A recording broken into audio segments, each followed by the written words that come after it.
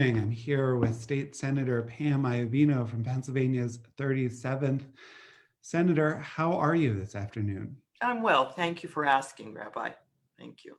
So before we get into our conversation, we're both somewhat new, not to the community, but I've been with Temple Emanuel for about a year now, and you have been sworn in as a state senator for about a year exactly.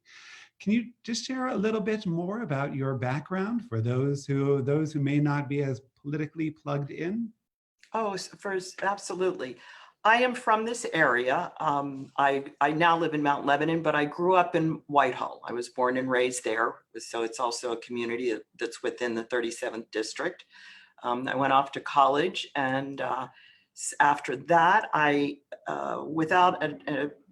without an exact game plan of what I wanted to do other than to postpone going to law school immediately, I went off to officer candidate school and got a commission in the Navy, with the idea that I would do that for just 4 years, and then I would go back to law school or graduate school. And a long story short, and I didn't know it immediately, but I found my calling in both public service and, for at least the beginning of my career, to do it in uniform. So I spent 23 years in the Navy, gaining the rank of captain before I retired. I retired because I got one of those serendipitous phone calls one day while you're sitting in your office. My retirement date wasn't on my calendar yet. And it was from part of the organization this is 2003, it was from the White House. President George W. Bush was in office, and they were looking for an assistant secretary of congressional affairs for the Department of Veterans Affairs, for the VA. I had done congressional affairs in the Navy. And I indicated to the caller that was most unlikely that I would get that job for a variety of reasons, both mostly political because of who normally is an appointee, but they were political reasons, not necessarily reasons of being qualified. But what I decided was I wanted to compete for the job, that was just a career opportunity that I shouldn't pass up.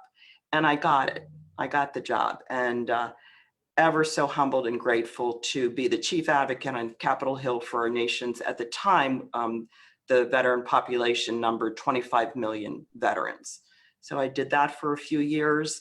I returned to Pittsburgh about 11 years ago now, came back home to my hometown and area like all good Pittsburghers do. We boomerang back. I taught at Robert Morris for a while.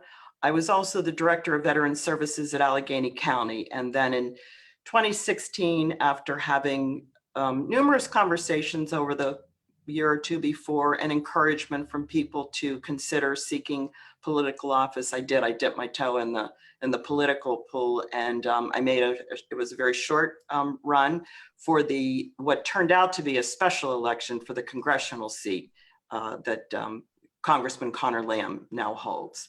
But that led into the opportunity for the special election for the state Senate seat, and which is even a better fit for my background and experience in this period of my life, and feel like a greater opportunity to just serve.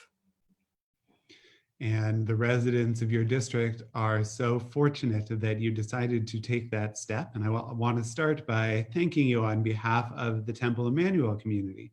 Your voice in a letter of support as nonprofits, as synagogues and churches, and particularly the Jewish community, navigate a new security landscape. You helped us access some state dollars to keep our people and the kids in the building safe and secure, and we're grateful for all that you do. That was my pleasure. Bringing resources back to the district, those are some of the best days when you get to do that. And so I happily wrote that letter for the security grant that in some ways, unfortunately, is necessary.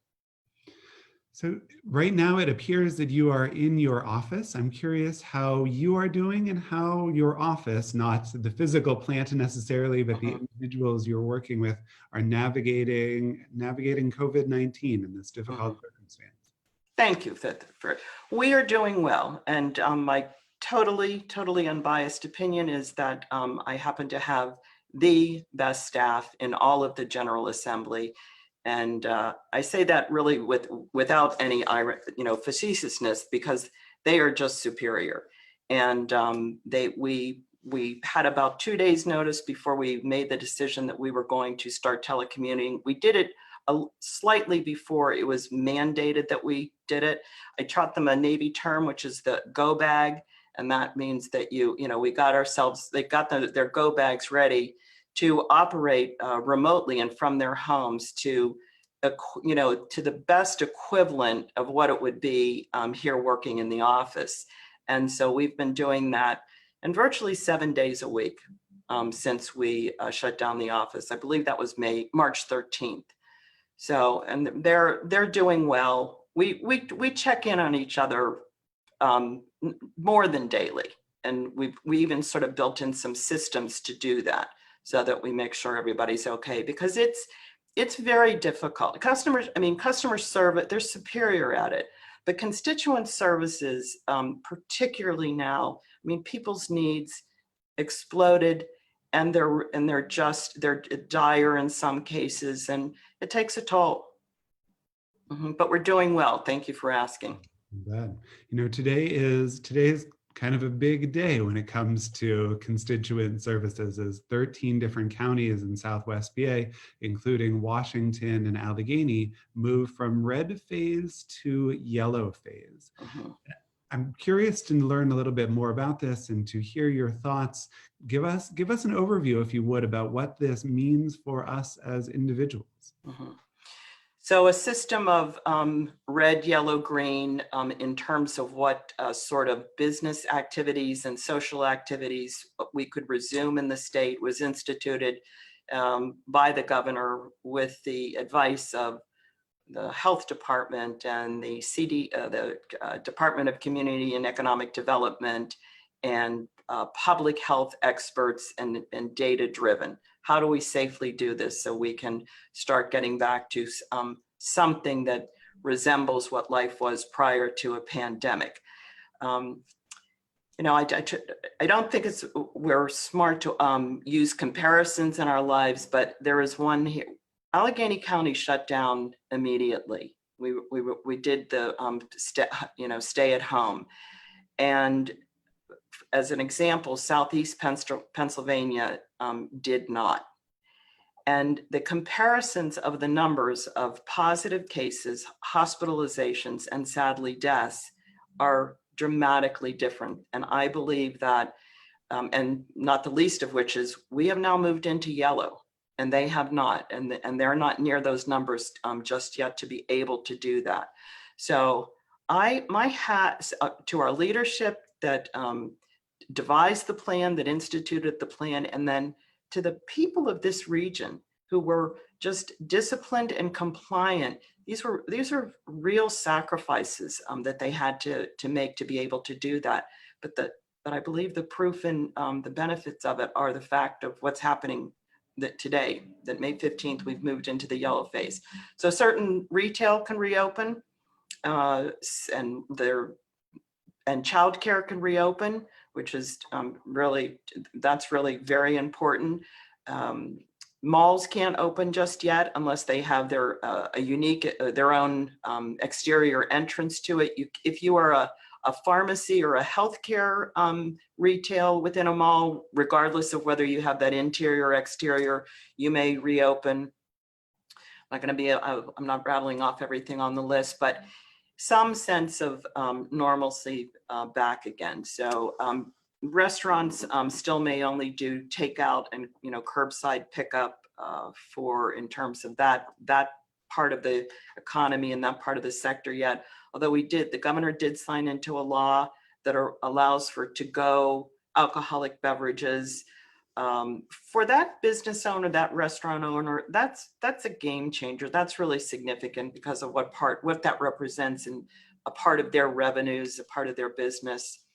So I applaud and thank the people of this region that made those sacrifices so we could get where we are today. And then it comes with protections for the worker, protections for the customer, and we have to continue to do those, the social distancing, the hand washing, but above all right now is the mask wearing. And that that is one of that is the, and both party, you know, it can't be some of us doing it. It has to be all of us doing it when we're outside of our homes. And it's going to help us keep moving in the right direction, because moving to yellow that's not a one-way street.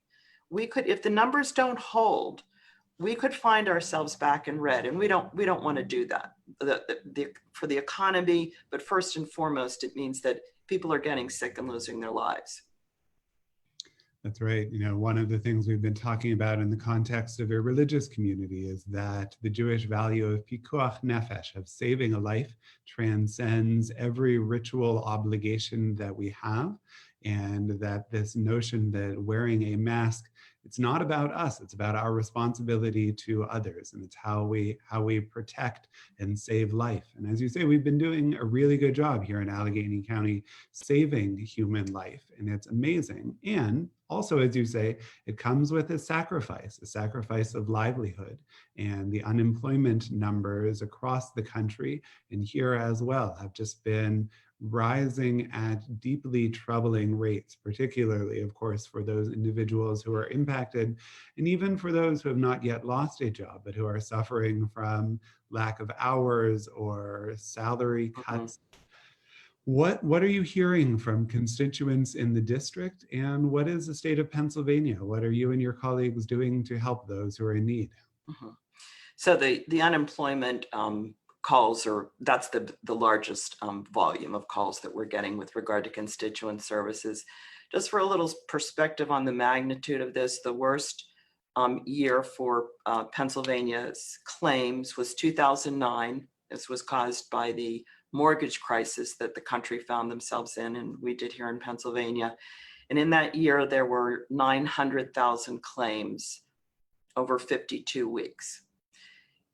In the 7 weeks immediately following the shutdown of businesses, there were 1.7 million claims in 7 weeks. So 900,000 over 52, 1.7, and actually more like 1.8, closer to 1.8 over 7. The system was not designed for it, and it couldn't withstand it. So there were multiple times when the system would crash and there were delays. Things that the Department of Labor and Industry and the Secretary of Labor and Industry did was expand that workforce to do all that, besides processing the claims and everything that was that is also ancillary to that, to 900, expanded it to 900 employees, to include bringing back employees from retirement who were, you know, trained and expert in the field, and then adding 250 more jobs to be able to handle it. The result of that is that something like 14.5 million payments have been made. That translates into over $7 billion in payments getting to into people's hands. That's a combination of the traditional unemployment and the additional $600 per week that the federal CARES money provided for those who were eligible for unemployment. And then the other thing that the traditional unemployment did not, so those that would not be eligible for it if they were self-employed, contract workers, gig workers, sometimes they're referred to. So there's now a pandemic unemployment program too for those workers. So that started, that's been put in place too. But it's the safety net. You know, we look at, as I talked to a couple economists, they have described to me kind of 3 buckets of relief and protections that we need to put in place. The very first one, and these aren't sequential necessarily, they've got to be happening at the same time, but the first was the safety net, catch those who are falling. The next are what sustainment looks like, because we've got a 12-month period where we are going to have people's, where what was their financial security and systems and pay are not going to be back in place again. And then the next bucket has to do with the recovery of as markets, the fair opening of markets again, and how do we keep that fair? So it is, I'm not an economist by any stretch of the imagination. I'm learning more about this aspect right now. But the unemployment piece, it was a legacy system that was, there's no other way to put it. It was not ready to handle this. Absolutely. I've been reading a number of the communications that come from your office on a regular basis, and I'm so grateful to you and your staff for trying to keep us all informed. One of the things I saw is that you've been meeting with school superintendents in district. I'm grateful as a parent that my kids are not in high school, so I don't have to be working with them on trigonometry or calculus. I think the big question on many parents' minds, whether their kids are in elementary or middle or high school or looking at heading off to college, is what's taking place? What have you been talking about with some of those superintendents, if you'd be willing to share? Now, Senate District 37 is really rich with great 16 terrific public school systems, K through 12. And I knew that before going into this, but that meeting with those superintendents and others within their staff was such reinforcement about what unbelievably committed professionals they are to their profession, to their students, to their teachers, faculties, and to their staffs. So they're engaged amongst each other. They're being collaborative. They're being creative in trying to continue to educate, teach, live out their mission of doing it. And I was just so impressed with them, even more so after that call. And a lot of it focused on education, but an equal amount of that conversation was around the mental health, the emotional stress, food insecurity and meals that they, so a whole wraparound. They're just such a holistic approach that they have, and that this disruption is not just about a disruption in a classroom, and that they are approaching it that way. And then the other thing most on their mind was, what does the fall look like? What does the reopening look like? Which we're all trying to work through and figure that out. And are there certain plans or scenarios, or if this, then that schools are considering together that you're able to share at this point, or is it still too up in the air? Well, the schools are waiting for that guidance, because that's going to have to come from the Pennsylvania Department of Education and our Secretary of Education, Secretary Rivera. I mean, everybody's first choice is that students can be back in the traditional brick and mortar classroom come the fall. But that is going to be public health and data driven to know whether we can do that. So we know a couple things. We know that it has to start there. We know that it is likely not a one size fits all for every school district. We are in Pennsylvania, we are rural, we are urban, we are city, we are suburban. So it is not a one size fits all. Some of the things that are being discussed is do we stagger this school week to try to keep our classrooms or our schools a little less empty, to be able to practice social distancing? Is there a staggering of the school day? Is it a hybrid between still continuing some online learning, but some in the classroom? So it's all being explored right now, which they have to do because we don't know what we're going to be able to do come the fall. And one of the other, just going back to the first part of your question, is something on their minds was that they wanted to ensure that for standardized for students that are not getting instruction in certain areas that are part of the standardized testing, that there be an accommodation that because there's so much that is based in out of that standardized testing, that we have to use common sense. So again, it's the creative, collaborative. They are just really some incredible professionals. That's right. And to just re-emphasize that, because I don't think we can say it enough to those teachers who've had their worlds flipped upside down and are trying their very best to meet students, as you say, not only academically, but worried about their mental health, their safety and security. They're doing some amazing things, and we're very fortunate to have Each and every one of them. It was a chorus of that. a couple of questions that have come in from those who are listening to us on Facebook concern the opening up of different parts of the economy, and some question into if you have a sense, or if we can get a behind the scenes peek as to many of the different things the governor might be considering. Certainly we would not ask you to speak for him, but whether it is salons or small business owners who are in malls but may want to see public spaces closed rather than whole shops. Do you have a sense of, are there going to be more legislation or more area specific reopenings, or if red, yellow, green is more the broad categories and we're going to see more sweeping rather than less specific opening?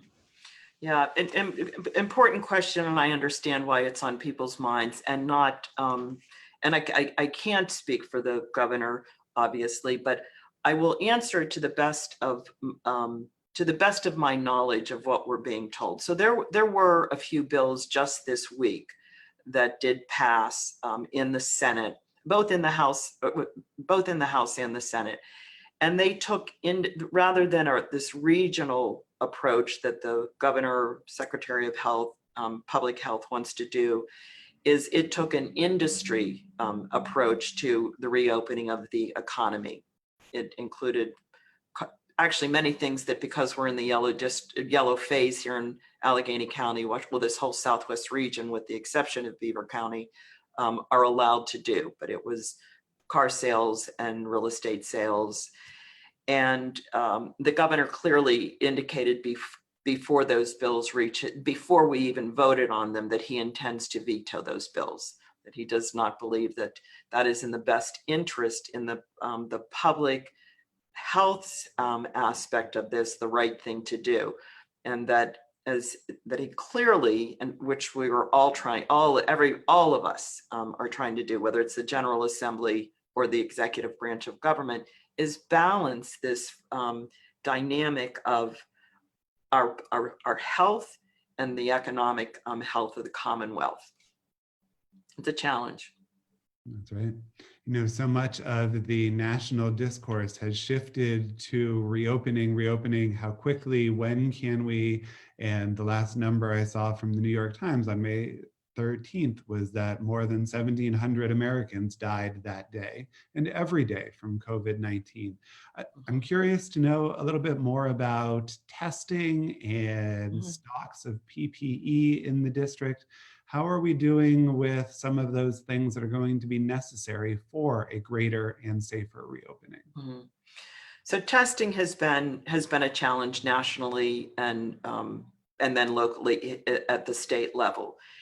It was kind of the COVID hit right at the end of what was just the traditional flu season. So some of the materials to make these tests were just what the supply chain created, because what was going to be flu season, it was expended. And so without being able to anticipate a pandemic, there were things that it seems as simple as a swab. They're a particular kind of swab because of the length of them.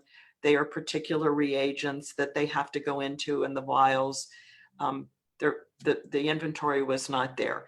It is extremely unfortunate, in my opinion, that we didn't address this as a national resource need, because we didn't, the resources weren't there, and we set up states being in competition with each other for essential products and essential testings being available. But that's where the country, in 50 governors, that's where they found themselves in doing that. Locally, so testing remains, the kits for it remain a challenge. The state has set up some goals that have to, 90% of all Pennsylvanians will live within 45 miles of a testing facility, a testing site. That minimally we will do 2%, we will test 2% of a region's population monthly. The weekly, sorry. And then the other focus on we've shifted to say we have to put a prioritization on nursing homes, residents and staff, because again, it's data, it's numbers driven. 2/3 of deaths from COVID-19 are happening in nursing homes and long-term care facilities. So that's where we are in testing. I will say, even though there is a lack of testing, the other thing that public health officials, because someone say, how are we reopening here if we haven't had adequate testing? Why should we feel confident about doing this? But some of the other actuarial and statistic numbers that you can use, and you know what they are, is numbers of hospitalizations and numbers of death, because you can extrapolate from those numbers, having a sense of, okay, what is your probable number of actual cases? And so our numbers in this region have, in those, under those data points, have been satisfactory for us to be able to do this. We've not regionally going to the PPE. So this is medical quality mask, the non-medical that you and I, with the, everybody is wearing out and about, gloves, gowns, shields. We didn't locally experience shortage of them, but statewide there was initially a shortage of these things. The state set up a couple portals, both for those who are manufacturing these things to get their, so that we had a centralized market, if you would, for the product coming in, and then the distribution and prioritization of it going out. So though that is where we stand with regard to those two things. And now what the state is doing, report is that we are trying to build a stockpile. We are not looking to just, have this be, a sort of off the shelf what we need for today. We're trying to build that stockpile, which is really prudent to do. Absolutely, particularly as we're hearing from the medical community that this may be with us for a while, and we don't know what to expect. Waves. Yeah. Mm-hmm. So you mentioned a little bit earlier some of the things you're working on from a legislative aspect, both of those that are able to gain traction in the immediate term, and those that are coming from different parts of the state that may not be able to be implemented more broadly. I'm curious, what else has been happening? What else is moving? And what do you see as the next priorities? Mm-hmm. Thank you. So a couple of things that did successfully get passed and signed by the governor with regard, responsive to COVID, had to do with protections for our first line employees and first responders, frontline employees and first responders, that they have 100% protection for compensation to be protected their pay if they become ill or unable to come to work due to this virus. And that will, and it's specific to this catastrophe this natural disaster that we're in right now. And that was enacted as it's Act 17. I added an amendment. I co-sponsored the bill, but I was a sponsor of the bill, but I also added an amendment to the bill that would not have covered our National Guard that are on state active duty because of the pandemic, because of COVID. And so we successfully got the amendment passed that they're now included with that sort of protection.